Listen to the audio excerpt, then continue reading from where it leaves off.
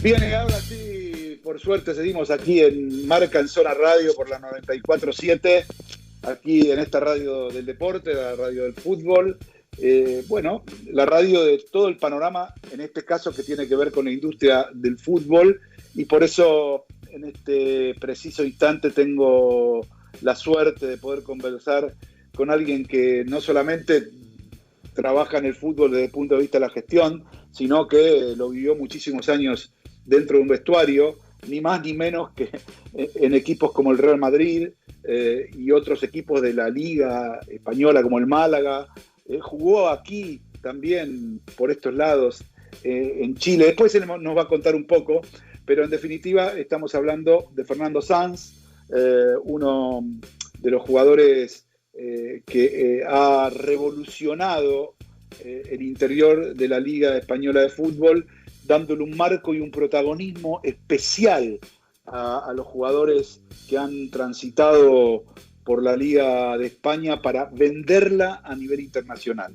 Por eso hoy lidera lo que es un departamento, una gerencia, una dirección, que él nos va a explicar bien, que tiene que ver con los embajadores de todo el mundo, y es uno de los hombres que maneja los destinos también de la Liga de Fútbol de España. Me refiero a Fernando Sanz, a quien le agradezco mucho la posibilidad de estar con nosotros esta noche. ¿Cómo te va, Fer? Muy buenas noches, ¿cómo estás? ¿Qué tal, Dani? Muy buenas. Muchas gracias. Gracias por tu presentación. Y nada, encantadísimo de poder estar con vosotros para lo que necesitéis, para lo que, bueno, para charlar de fútbol, que a fin de cuentas yo creo que es lo que nos une a todos. Y un gustazo. Bueno, te digo que se van a meter seguramente después para hacerte alguna pregunta. Nos escuchan Nachito Saralegui y Juan Angio, que son mis compañeros en esta noche de Marca en Zona Radio aquí en Buenos Aires. No, más que nada, yo conozco perfectamente, mis compañeros también, y mucha gente del fútbol conoce perfectamente, pero siempre tenemos que hablar para el que no nos conoce. Y yo siempre digo, bueno, vos sos exjugador del Madrid. ¿Empezaste en la cantera del Madrid o no? ¿O venís de antes? ¿De Sí. dónde venís? Sí, no, si quieres te hago una especie, un resumen muy rápido de toda la trayectoria. Sí. Como bien dices, yo empecé en las categorías inferiores, en la academia que se dice ahora del Real Madrid, con 9 añitos, y entré y pasé por todas las categorías, absolutamente todas las categorías del Real Madrid, hasta llegar al filial, que en aquel entonces estaba en la segunda división española. Estuve 2 años en la segunda división en el Real Madrid para pasar posteriormente al Real Madrid, donde estuve 4 años ganando la 7ª Copa Europa, ganando la Intercontinental después de 36 años, la 7ª después de 32, ganando una Liga también española y una Supercopa de España. Luego en el 99 me fui al Málaga Club de Fútbol, me fichó al Málaga Club de Fútbol, donde estuve 7 temporadas, convirtiéndome en el jugador que jugó más partidos en la historia del Málaga en Primera División, y consiguiendo una Copa Intertoto, que es el único título que a día de hoy está en las vitrinas del Málaga Club de Fútbol, ¿no? Posteriormente, por la situación económica de aquel entonces del club, que era malísima, pues me convertí en el dueño, o adquirí el Málaga Club de Fútbol, convirtiéndome en el dueño y máximo accionista del club. Y también yo creo que, no sé, habría que chequearlo, porque yo nunca lo he chequeado, pero creo que no sé si fui el dirigente o el presidente más joven en la historia del fútbol español, porque me pasó con 32 años. Pero una cosa llevó a la otra. ¿Qué quiero decir? Que una cosa, el ser presidente y dueño del club, llevó a que me tuve que retirar como futbolista con tan solo 32 años, cuando físicamente me encontraba pues estupendamente, ¿no? Con lo cual fue un momento bastante complicado, y más al adquirir un club que estaba totalmente en ruina, con una deuda, creo que eran por aquel entonces, de 42 millones de euros de deudas, en segunda división, sin ingresos, puesto que se había gastado absolutamente todo en años anteriores, y con la amenaza de la desaparición del club, ¿no? Claro. Fui presidente y dueño del Málaga durante 4 años, y en esos 4 años logré poner al Málaga en Primera División, sanearlo, pero una cosa imposible, dejé deuda prácticamente cero, y lo vendí a un jeque de Qatar en el 2010. Posteriormente, en el 2010 a 2012, 2012, estuve un poco vinculado a los medios de comunicación, radio, televisión, para seguir, bueno, pues explorando otras partes del fútbol, para posteriormente, en el 2013, unirme a la Liga. Con la llegada del presidente Javier Tebas, pues yo empecé el desarrollo internacional, en este caso de la Liga, aperturando una oficina en Dubái, la cual la aperturé yo en Dubái en el 2013. Y desde entonces estoy en la liga donde, bueno, en un principio fui director general de Middle East North Africa, estando en Dubái, ya que estuve viviendo prácticamente 6 años en Dubái. También aperturé oficina en Beijing, en Shanghai, en Johannesburgo, en Nueva York, etcétera, etcétera, etcétera. Hice un proyecto, como tú bien has dicho, o creé el proyecto de embajadores de la liga, que bueno, ahora parecerá que bueno, todo el mundo piensa que la palabra embajador o el embajador es muy común ahora mismo, ¿no? Pero porque estamos hablando de 2014, donde prácticamente nadie utilizaba esa figura. Es más, yo creo que fuimos la primera institución deportiva que empezó a utilizar los embajadores. Luego más adelante os explicaré el porqué. Porque ya te digo, luego el Real Madrid empezó a utilizar la figura de embajador, Barcelona, UEFA, FIFA, etcétera, etcétera, etcétera, pero anteriormente nadie lo utilizaba. Tampoco es que yo inventase la pólvora, porque bueno, el utilizar jugadores que han sido grandes iconos para la industria del fútbol, pues no es ningún invento, ¿no? Y luego, como te he dicho, después te puedo explicar un poco más por qué o cómo consiste el proyecto de embajadores de la Liga. Posteriormente luego también creé las leyendas, leyendas de la Liga, que bueno, es jugar partidos por todo el mundo para promocionar la Liga. También hice un proyecto que es el acuerdo con ligas, gobiernos y federaciones, ya que cuando tú llegas a un país no puedes llegar por ser Liga Española como un elefante en una cacharrería, me explico, con una prepotencia de, bueno, yo lo sé todo, ¿no? Al contrario, tú tienes que presentarte como institución y empezar a decir, lo que tu fútbol puede aportar al fútbol local de cada país. No llegar como un enemigo ni llegar con esa prepotencia, sino llegar ayudando y poniendo a disposición todo el know-how que la propia liga tiene. Y es más, nosotros también poder aprender de fútbol local. Tú me dirás, hombre, eso es una tontería, ya que el fútbol español, no. Siempre hay que aprender, siempre de algún sitio se aprende algo. Yo te puedo contar anécdotas que te puedo dejar totalmente alucinado, como la que tuve en Johannesburgo, estando con el presidente de la liga de allí de Sudáfrica. Pues eso, te piensas que a lo mejor no vas a aprender o no te puede decir nada que te pueda parecer interesante, y yo salí de allí totalmente alucinado de la organización y de las cosas que estaban haciendo y de las cuales nosotros nos hemos nutrido también, con lo cual es muy importante el intercambio de conocimiento. Y como tú bien sabes, Dani, yo creo que en los últimos años, no sé la cantidad de veces que habré ido a Argentina y a Buenos Aires, habré ido un sinfín de veces, porque siempre es bueno aprender y siempre es bueno moverse y saber cómo están trabajando en distintas zonas del mundo. Y ya te digo, y en la actualidad pues sigo la liga, ahora mismo en la actualidad soy director de Relaciones Internacionales Institucionales y de embajadores y de leyendas en la actualidad. Muy bien, yo creo que si no conocían a Fernando, en breves minutos repasó absolutamente todo. Se nota que tuvo un paso por los medios de comunicación, porque fue redondito, entonces pasamos directamente a las preguntas. Yo tengo una duda, esta es una duda mía. Don Fernando Sáenz, que Dios lo tenga en la gloria, ¿te ayudó a la hora, digamos, el papá de Fernando fue presidente del Real Madrid y un presidente muy fuerte en el Real Madrid? Entonces,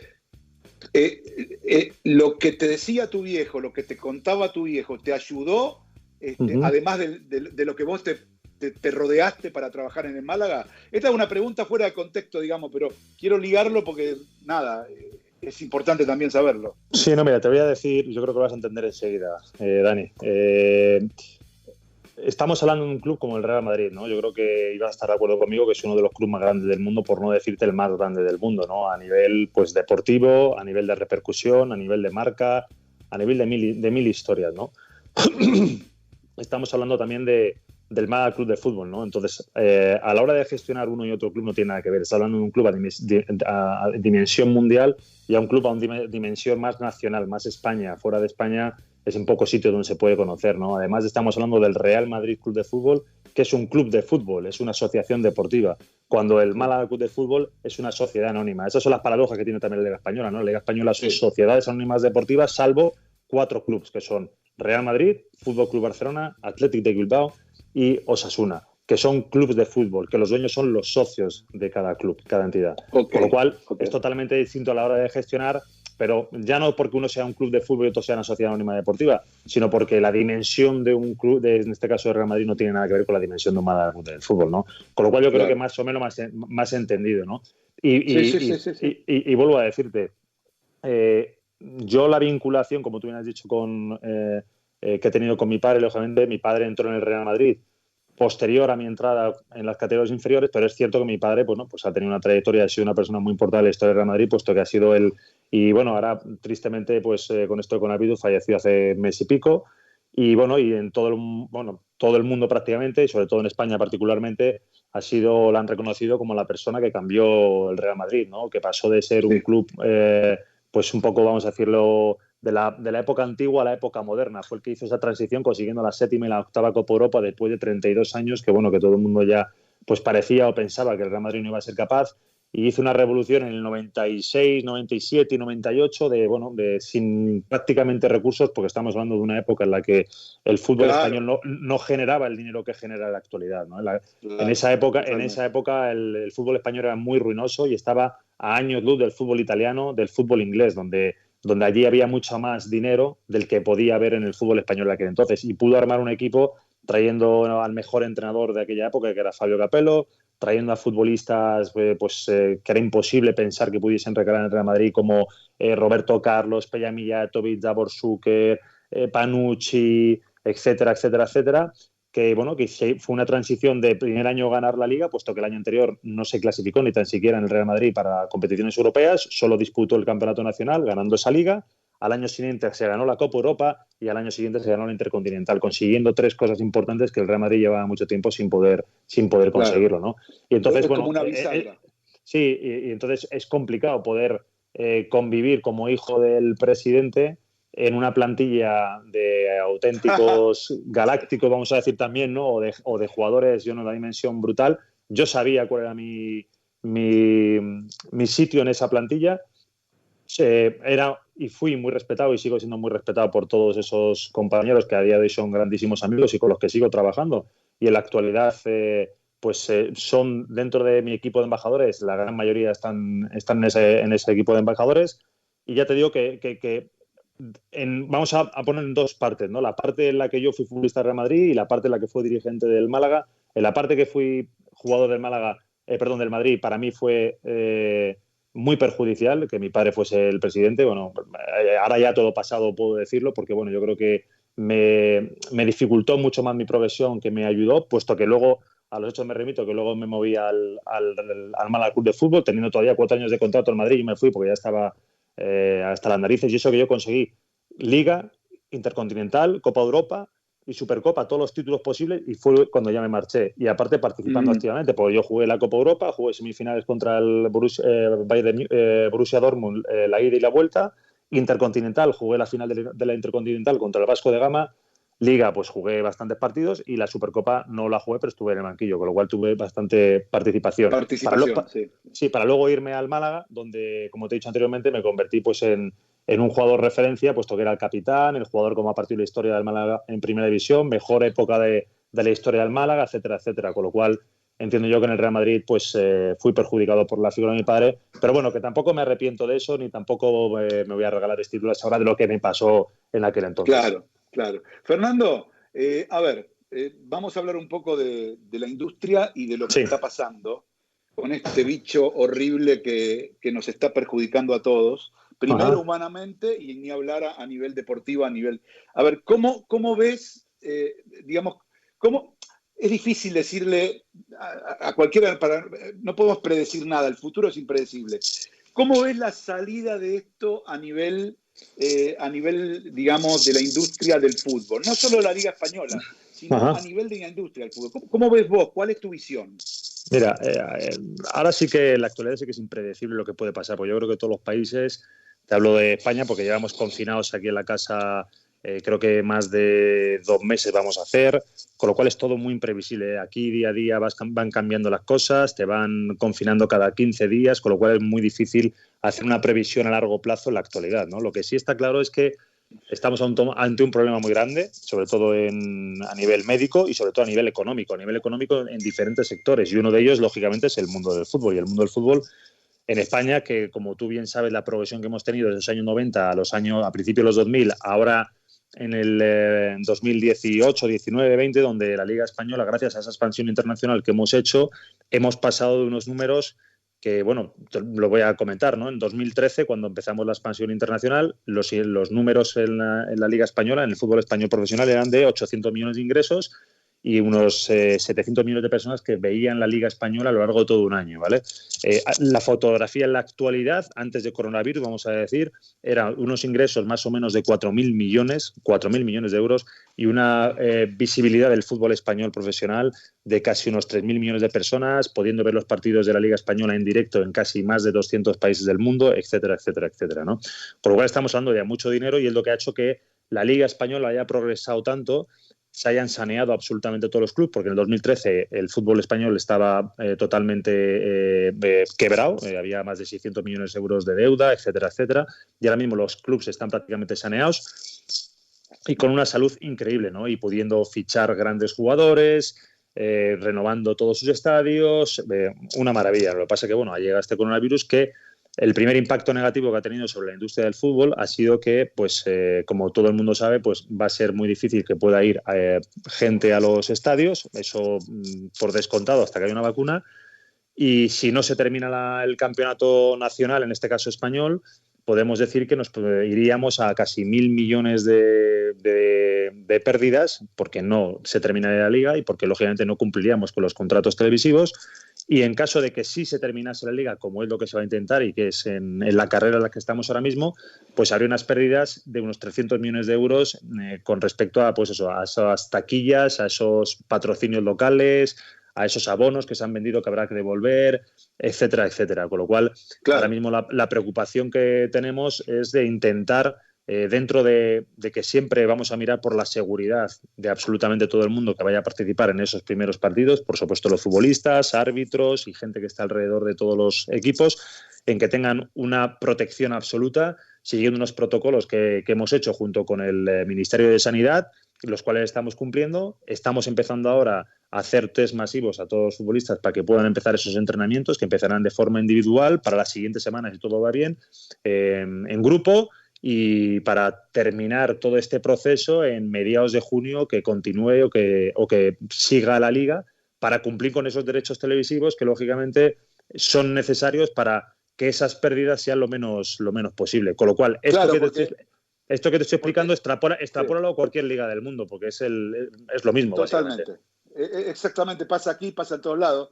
Yo lo que digo en este aspecto es que, digamos, el hecho de que vuelva a la tele, ¿sí? Si bien, como bien dijiste, expone a los jugadores, pero, digamos, por otro lado, también va a imponerse un protocolo debidamente marcado y debidamente hecho. Es decir, la televisión a nivel internacional es la que le da al que paga, al patrocinador que paga, la visibilidad necesaria. Correcto. Obviamente, es muy bueno y hay mucho dinero detrás de la taquilla, pero a falta de pan, buenas son las tortas. Digo, si se empieza a jugar, por lo menos se garantiza que la industria se empiece a mover. Y bueno, y ojalá después con el tiempo volvamos a lo de antes, porque todo va a pasar, en algún momento va a pasar, en algún momento va a volver la gente al estadio, todo va a pasar. Pero sin lugar a dudas, sin lugar a dudas, sí.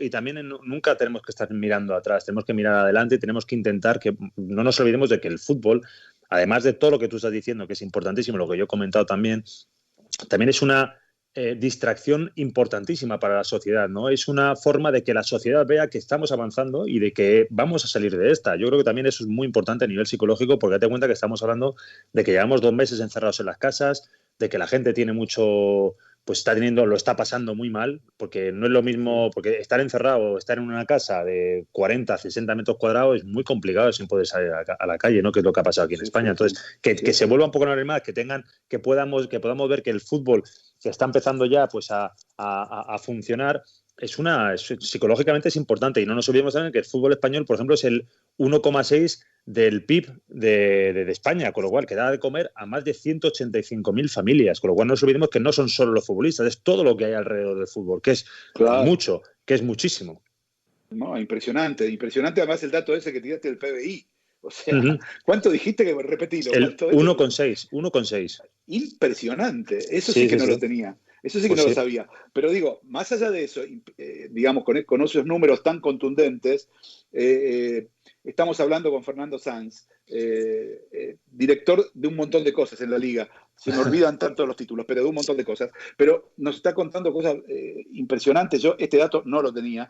Probablemente Juancito sí lo tenía, porque Juancito Año, que digamos es licenciado en marketing y tiene más estos datos, probablemente él sí los tenía. Pero definitivamente yo no los tenía, la verdad. Y digo, qué importante es esto que acabas de decir. Yo no lo había pensado así, pero hoy el hecho de que vuelva el fútbol realmente es un aliciente. Es como decir, vamos que avanzamos. Y te digo, más, voy un paso más todavía. No solamente para que la gente tenga algo para ver, sino porque es como que, bueno, estamos volviendo. El fútbol para sociedades como las nuestras, para Latinoamérica, para Europa, ya para Asia también, para casi todo el mundo, el fútbol ya es como un servicio público. Yo lo denomino así. Es como que se necesita, ¿me entendés? Entonces, el volver con eso, aunque sea, está bien, va a ser feo no ver a la gente, va a ser feo no ver los gritos, habrá otro tipo de cosas, más cámaras, se escucharán más a los jugadores, pero no importa, el mundo cambió y también va a cambiar en eso, pero es muy cierto eso que acabas de decir vos, que es digamos, como una palmadita hacia la sociedad, vamos que se puede, es muy cierto, Fernando, por eso lo quiero remarcar. Y en ese sentido, quiero hacerte una pregunta respecto de lo que tiene que ver con, bueno, en esta semana ya han empezado, he visto que empezaron a trabajar Real Madrid, que empezó a trabajar Barcelona, con protocolos empezaron todos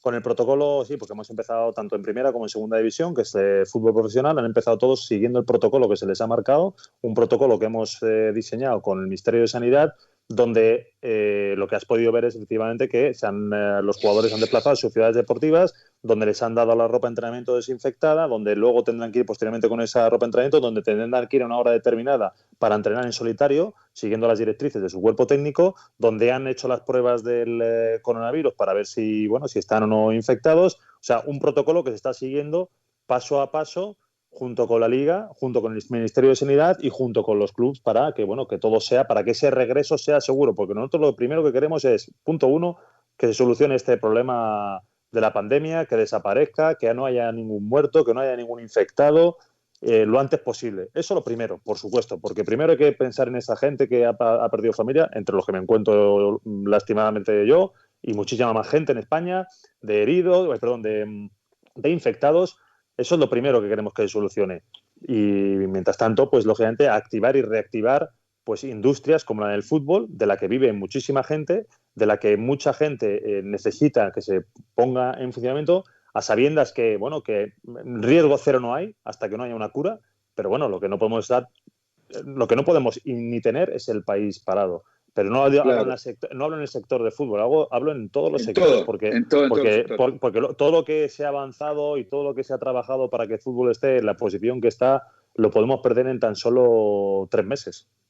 Totalmente.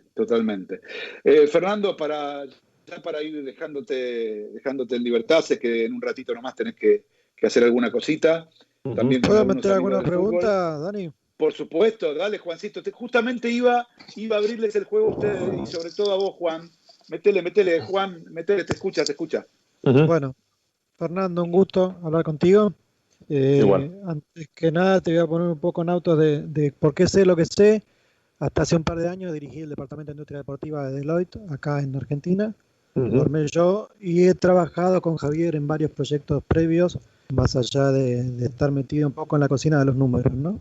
Entonces me interesa mucho tu visión de lo que es la posibilidad en todo el Golfo de Bengala, en todo lo que es el mercado de la India y Bangladesh, que yo discuto muchas veces como que para mí es el mercado del futuro, mucho más fuerte incluso que China, por una cuestión de fanatismo en cuanto al fútbol. ¿Cómo lo ven ustedes de la Liga eso?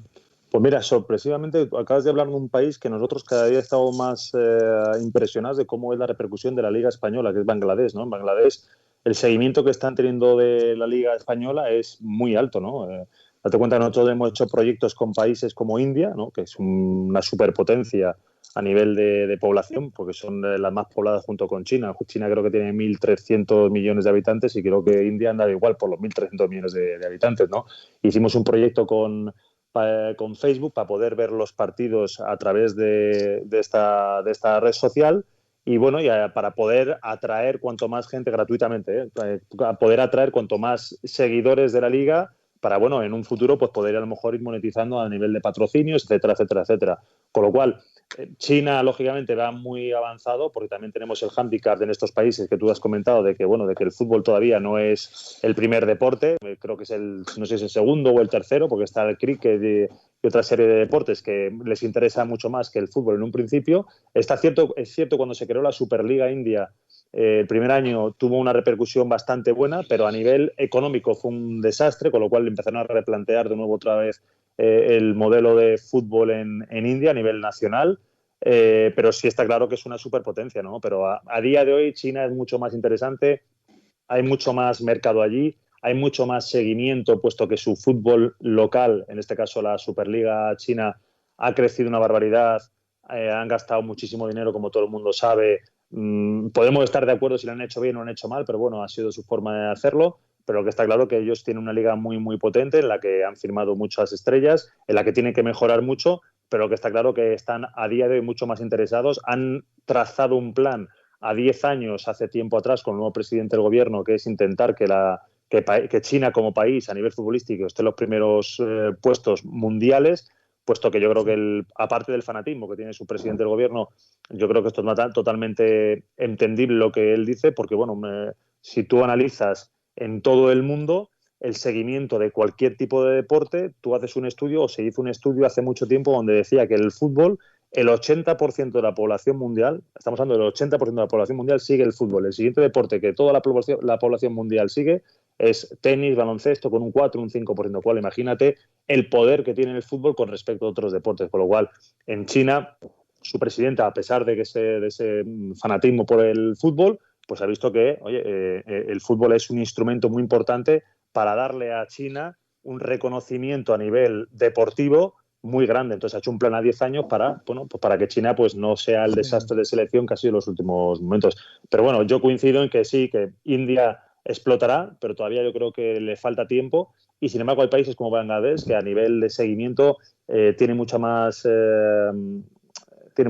impacto a día de hoy con nuestra liga, que lo puede tener India, aunque está claro que India avanza mucho, porque aparte India son como mundos distintos, ¿no? Y por ejemplo, Mumbai es una zona que es mucho más futbolística, que tienen un fanatismo por el fútbol mucho más grande que, por ejemplo, Delhi, que te digo yo. Sí. O sea, hay que saber analizar un poco cómo es el país, ¿no? Y ya te digo que bueno, que sí, que yo creo que va a ser el futuro, porque también el cricket, las nuevas generaciones, si tú analizas cómo es un partido de cricket, puede ser un poco aburrido, ¿no? Porque hay partidos que son de 5 días, de 2 días, de un día, y eso para las nuevas generaciones se aburren, quiere todo más dinámico, más rápido. Y entonces el fútbol es un deporte que es eso, que es dinamismo, velocidad, rapidez, calidad, y les atrae mucho más a las nuevas generaciones.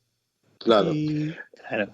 Dale. A partir de lo que me contestó, tengo otra pregunta que tenía, que está atado a China, que lo de China sí, claramente tienen el objetivo de salir campeones del mundo para el 2050. Vamos a ver si lo logran o no. El paso más grande que dieron fue la incorporación del fútbol como materia obligatoria en los secundarios, porque tenían un problema de competencia a nivel de juveniles, entonces no se desarrollaban, así que creo que eso va a ser un impacto muy grande en el mundo del fútbol.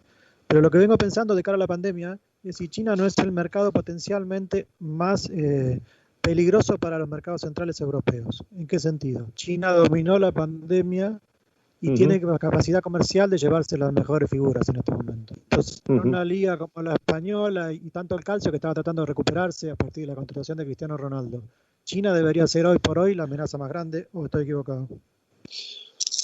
Bueno, eso es un poco jugar a futurólogos. Yo creo que China siempre ha sido una amenaza, porque bueno, hubo una época en la que empezaron a comprar muchos futbolistas punteros, ¿no? De ligas como la inglesa, como la española, como la italiana. Los jugadores que iban allí cobrando barbaridades. Hubo un momento en el que el propio gobierno paralizó esa situación, porque bueno, eran ya situaciones un poco locas, ¿no? De ir jugadores allí, no cobrar, tener problemas, incluso que ya llegó el presidente del gobierno y creo que puso una nueva norma en la que si tú sacabas del país creo que más de 10 millones, tenías que pagar otros 10 millones al Estado, con lo cual para un poco frenar un poco la salida de capital, en este caso de China, ¿no? En cuanto a lo que tú comentas, pues no sé, todo parece, es que no sabemos cómo vamos a acabar. Está claro que España, Italia, Francia, Inglaterra van a salir económicamente muy mal porque a los hechos me remito de que son de los países que más fuerte están atacando en este caso la crisis del coronavirus, ¿no? En China también le atacó muy fuerte. Todo el mundo al principio pensábamos que no nos iba a llegar, nos acabó llegando. China se ha recuperado mucho antes y ahora mismo pues todo el mundo tiene que recurrir a China para poder proveerse de suplementos, en este caso de materia médica, para poder atacar al virus, con lo cual se van a recuperar 1000 veces antes que nosotros. Que si esto, en un futuro va a ser o va a provocar que China sea más rica, el resto más pobre, seguro que sí. Que si esto va a hacer que empiecen otra vez a comprar más talento de Europa o de Sudamérica o de todas partes del mundo para llevarlo a China para que su fútbol, pues ya lo estaban haciendo antes. ¿Por qué no lo van a hacer ahora si encima tiene más posibilidades económicamente? Pues no lo sé, pero igual sí. Yo creo que desde el fútbol nosotros le podemos devolver algo a China. Como China, tanto a España como a muchos países le mandó material médico defectuoso, nosotros le vamos a mandar malos jugadores, con lo cual nunca van a despegar. Así de fácil. Bueno, incluso sin jugadores, Dani, si le mandamos los malos. Don, incluso si le mandamos los malos, allí igual lo hacen mejor. Ahí también, ¿no? Sí. Nachito, la última pregunta antes de despedirlo a Fer queda para vos. Dale. Fernando, ¿cómo estás? Nacho Saralegui te saluda. ¿Qué tal? Un gusto. Bueno, te voy a llevar un poco más por lo futbolero. Acá te habla un periodista más joven y hincha del Málaga. Ajá. Vamos a hacer un supuesto. Volvés a ser presidente del Málaga. Vos sos un apasionado del fútbol. ¿Qué 1 o 2 jugadores de Argentina te llevarías para el equipo? Jóvenes, a ver. Ya, yo un problema que tengo. Yo el fútbol argentino, por desgracia para mí, porque no tengo casi tiempo, no lo estoy siguiendo como me gustaría seguirlo. Pero no el argentino ni el español, porque como bien Dani sabe, estoy todos los días, un día estoy en Argentina, al día siguiente estoy en China, al día siguiente estoy en África, al día siguiente estoy... Con lo cual me imposibilita poder seguir como me gustaría poder seguir el fútbol, por ejemplo, argentino o el fútbol español. Yo, cuando ya fui presidente, te voy a poner un ejemplo, te voy a responder con lo que yo ya hice en su día, ¿vale? Yo en su día, cuando llego al Málaga, el Málaga tiene una situación económica desastrosa, mucho peor que la que tiene ahora mismo, y una situación crítica. Entonces yo tengo que poner un concurso de acreedores, porque así lo mandaba la ley. Total, que necesito o tengo que hacer una plantilla, según me marcan las directrices, con 3 millones de euros. Con 3 millones de euros para pagar de salarios y para comprar futbolistas para poder acometer el ascenso a Primera División. Pues con esos 3 millones de euros yo conseguí el objetivo de subir a Primera División, que fue la leche.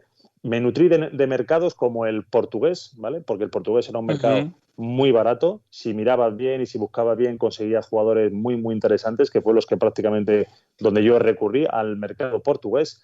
Y me salió pero al portugués porque era el vecino que tenía, porque el traslado de irme allí y poder mandar una red de gente para poder visionar era mucho más barata, y por eso me fui al mercado portugués. Claro. ¿Qué te quiero decir? Yo no quiero decir que el mercado argentino sea más barato o que el mercado... Pero lo que lógicamente yo haría en este caso, en la situación actual del Málaga, es irme a mercados donde los jugadores a día de hoy no sean muy, muy, muy caros, donde haya talento históricamente, como puede ser históricamente en Portugal hay talento, históricamente, que te voy a decir, en vuestro país, Brasil también, que te voy a decir, en toda Sudamérica siempre hay un talento, porque sigue viendo el fútbol en la calle, que eso es lo más importante y lo que se está perdiendo en Europa. Por eso cada vez hay menos talento en Europa, creo yo, y es mi opinión, ¿vale? Y hay muchas más ganas de triunfar en España y en Europa. Como ahora todo está tan fácil, bueno, como las generaciones lo han tenido tan fácil gracias a la tecnología, que la tecnología nos ha ayudado, pero también nos ha hecho más vagos, y yo creo que ha hecho mucho más vagos a las nuevas generaciones, pues esas nuevas generaciones no tienen ese hambre, no juegan en la calle, entonces imposibilita que veas ese talento que había antiguamente. Puede haber ese talento, pero a lo mejor dura 15 minutos, porque ya se han cansado y porque, sin embargo, para recurrir ese talento a la antigua usanza, vamos a decirlo, tienes que irte, yo creo que a Sudamérica. Total. Vos sabés que me están haciendo una pregunta acá por privada nuestro productor Gastón Corti. Y me dice, ¿la Liga se va a poder unir a Netflix para hacer alguna cosa? Con el ejemplo que fue ahora Barcelona, pero algo de la Liga, Netflix, alguna historia. Él me decía, qué buena historia para Netflix la tuya en el Málaga, y la verdad que tiene razón. Mira, si te cuento una cosa, Dani, a mí en su día me ofrecieron una universidad de Málaga poder escribir el caso del Málaga, el caso práctico del Málaga, para que fuese estudiado por los estudiantes. Cómo poder un club, una sociedad anónima deportiva, con una ruina que había en aquel entonces, sin ningún ingreso, y toda la historia que se hizo en esos 4 años para poder sacarlo adelante, sanearlo, venderlo. En aquel entonces, yo en 2007 ya instauré el control económico, que es lo que luego posteriormente la Liga ha instaurado, que es el famoso control económico que ha hecho que se reduzcan las deudas y que lógicamente los clubes no se endeuden más. Pues yo ya lo hice en el 2007 o lo instauré en el Málaga. O sea, me ofrecieron a escribirlo para que luego los estudiantes lo estudiaran y al final no lo hice. Pero la historia del Málaga es una historia apasionante porque también, te repito, yo me acuerdo que bajé del autobús como futbolista y capitán del Málaga y al día siguiente me fui al club como presidente y dueño del Málaga, con lo cual imagínate, es una historia y por mucho que tú me digas, ya, pero bueno, tu padre, yo no tenía ningún conocimiento. Yo desde los 9 años había respirado fútbol, vestuario, yo era más futbolista que nadie, y de preparación escolar la justa, porque ese es el problema que tienen los futbolistas, y yo lo he tenido. Nos pensamos que vamos a ser futbolistas toda la vida y llega un día que se acaba. Y cuando se acaba, dices, hostia, se ha acabado. Y se acaba con 32, 35, 37, 38, si me apuras, o 39, ¿vale? Y sigue siendo un chaval, un niño. Y tienes que enfrentar el mercado laboral sin ninguna experiencia. Sin ninguna experiencia. Y eres un puñetero juguete roto. Hay gente que, bueno, le da para vivir toda la vida porque han hecho una gran carrera, pero la gran mayoría son jugadores normales que les da para 2, 3 años más, que encima les engañarán porque no tienen esa preparación. Y es muy triste. Yo me he encontrado casos, cientos y miles de casos de futbolistas que al final se enfrentan a ese mercado laboral y dicen, ¿y ahora qué hago? Y encima no cuentan con ellos para nada. Por eso lo de embajadores, que al final lo he explicado un poco, por eso lo de embajadores, por darles, también el proyecto de embajadores está muy enfocado sobre todo a la más élite, porque es lo que yo necesito para darle un poco de visibilidad a la marca. Yo quiero que en este caso quiero darle visibilidad, que es la Liga. Porque yo embajadores, ¿por qué lo hice en su día? Porque la Liga como Liga no tenía activos, ¿vale? Entonces, tú para vender la Liga no eres un club de fútbol, que tienes tus futbolistas con los que puedes hacer una campaña, puedes hacer una serie de cosas para poder vender el producto, con lo cual nosotros no teníamos nada. Entonces hice el proyecto Embajadores, jugadores que han pertenecido a la Liga Española en distintos equipos, que son referentes mundiales, que tú, por ejemplo, haces una presentación en Buenos Aires o en Shanghai y yo voy con Puyol o voy con Fernando Redondo y la repercusión se amplifica por 20.000. Y entonces, ¿qué es lo que quieren las marcas? ¿Que haya repercusión o que no haya? Por supuesto que quieren que haya repercusión. Entonces, si tú traes una persona de estas, la repercusión se multiplica y eso es lo que buscan. Con lo cual, hice esto para darle activos en este caso a la Liga. Y la Liga ahora mismo con esos activos pues le da servicio a patrocinadores, broadcaster, etcétera, etcétera, y contenido extra de muchas más cosas.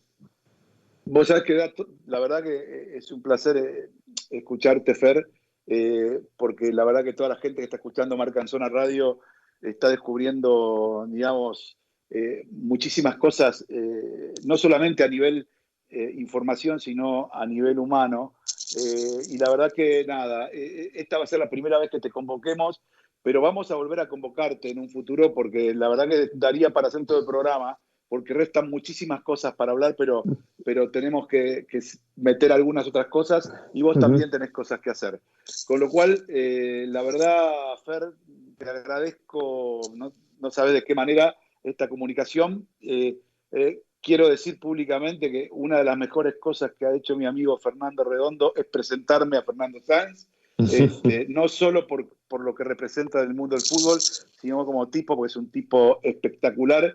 Y además, esto lo digo en forma personal, tiene 2 cojones bien grandes, porque bancarse la que se bancó con el papá en esta terrible pandemia del coronavirus, hay que tener 2 cojones grandes como un futbolista de élite y como un ser humano que va siempre de frente. Así que, Fernandito, un abrazo muy grande, muchas gracias por esta comunicación y estamos en contacto, como siempre, en cualquier momento y a cualquier hora. Dani, para mí es un gustazo, ya sabes que tú eres como de la familia, las veces que quieras, yo estoy encantado. Es más, yo miro el reloj y es cierto, se ha pasado casi 40 y tantos minutos volando y no me he dado ni cuenta, con lo cual eso quiere decir que también estaba yo muy a gusto. Y ya sabes que siempre hablar contigo, charlar de fútbol, nos podemos tirar horas y horas y horas. Con lo cual, no me lo tienes que pedir, me lo tienes que exigir cuando tú quieras, a tu disposición. Gracias. Un abrazo muy fuerte, saludos a la familia y saludos a nuestro común amigo el Moro Morientes. Sí, se lo diré, le diré. Fenómeno total. Bueno, chao Fer, gracias. Chao, un abrazo, fuerte. Chao.